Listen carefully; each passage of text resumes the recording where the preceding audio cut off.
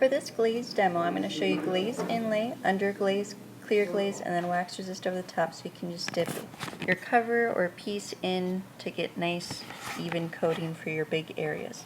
So I'm going to start off by taking my black glaze. I've already waxed, this is a cover to a container, so I've already waxed the base so that way it won't stick to the rest of the container. So I'm just going to brush or even dab on my black glaze into my carved lines so that way they'll stand out against the rest of the designs that I'm going to apply color to.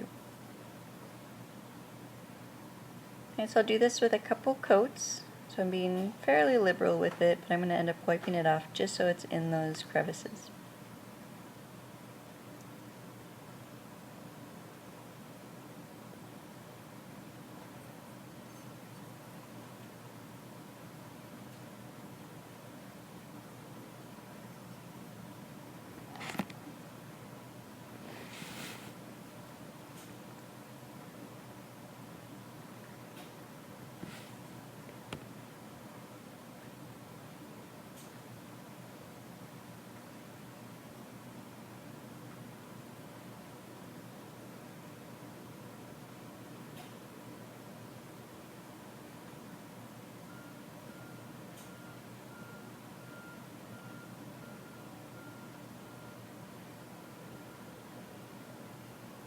Alright, so I have just about 2 coats on. I was fairly liberal with it. Alright, so I'm going to take a damp sponge, not a wet sponge, and I'm just going to wipe off the top just so it stays in those little crevices, so that way my lines are black. That's what I'm looking for. Alright, so I've wiped off the rest of the glaze, so I just have my black lines present. So now I'm going to take some underglaze. So this is meant to go under a clear glaze, and I'm going to paint the circles as if they were berries. I'm going to do 3 coats of the red for each one. That will be a little bit brighter after it gets fired, so just keep that in mind. Try to do different directions. Underglaze can be quite painterly. Just find a brush that works for you. I can end up changing my mind and going to a different brush because I didn't like that one. Just make sure you wash them off when you're done. She's And this is a great project that you can work on really at your table. You don't have to do it at the glaze table. probably not. But apparently music is her life. Okay, so I'm Probably going to not get the right kind of up music to that- my black lines. Just saying it. So that way I can still see them. Says music And is it my creates a nice life. contrast between the brighter warm color and That M looks like an the L. real dark black. The rest of them look like Agent Fine. Alright, so I've done 3 coats on all 4 of my circles.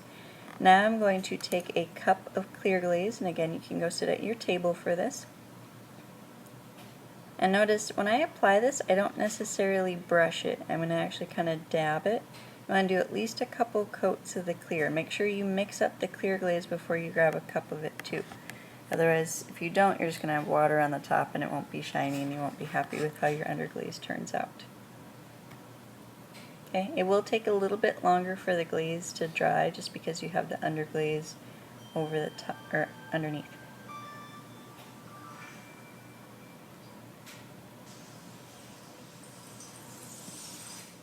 Alright, so once you have all 4 of those done and they're completely dry, I'm going to take my wax resist and I want to preserve those so that way when I dip this into another color, I'm not going to mess this up. So again, I'm just going to kind of brush on or dab, but really make sure that your glaze is dry before you do this.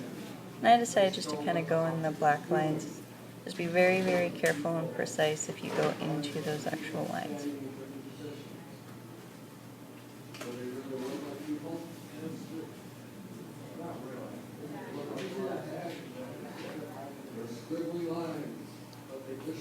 Now I won't be glazing this right away. I'll actually glaze this later.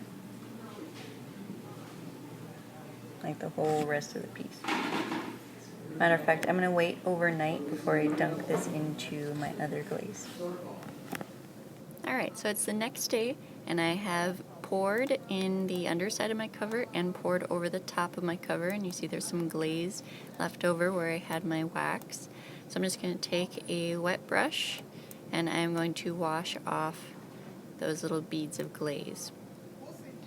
If I don't do that, the wax will burn out in the kiln, and then the glaze that was sitting on top of the wax will leave a glaze mark over your color, and you won't get the nice crisp details that you want. So that's what it looks like when it's all done. I've cleaned up everything, wiped off so I can set it down. Good luck.